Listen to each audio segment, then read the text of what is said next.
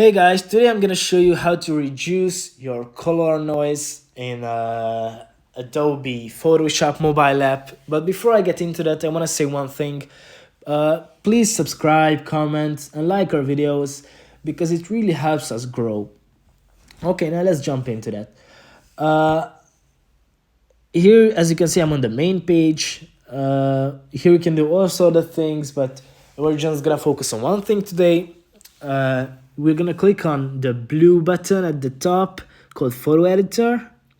Click on that. Here you have to choose a photo from your camera roll which you want to edit.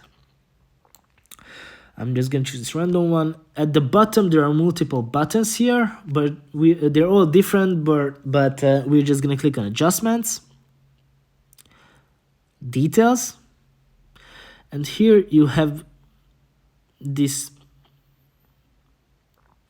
Reduce Color Noise button.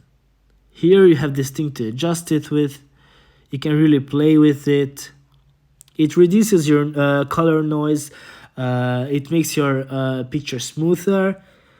So yeah, you can play with it as much as you would like. You can set it as a custom amount.